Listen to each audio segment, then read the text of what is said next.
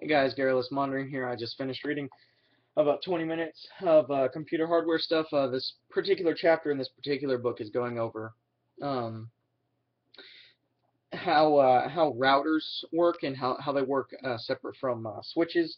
So apparently, if you have a LAN, which is a local area network, then all you need are switches, something called a switch, to direct the information between computers.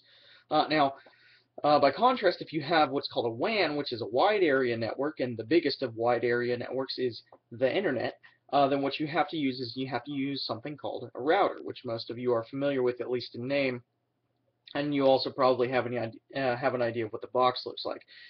So that's the difference between switches and routers. I guess maybe I might be confusing those terms a little bit, but that's sort of the gist of the idea there. Another thing, another interesting thing is that when you have a computer that uses a router that connects to the internet, what happens is the router functions as an IP address, as sort of a public IP address, an external IP address, and your computer has a private IP address. And so what that does, as far as I understood, is that separates the two pieces of information, and so the external IP address functions as a type of firewall.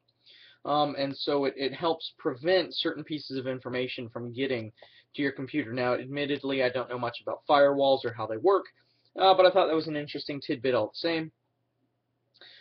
So apparently, routers are sort of a de facto firewall by virtue of how they function, although probably not effective enough, as most of us probably understand. But there you go. So, fun fact of the day. Now I'm going to read another book on computer hardware because I read two books on computer hardware because the information is a little broad. So I'm going to read that, and I'll let you guys know how it goes.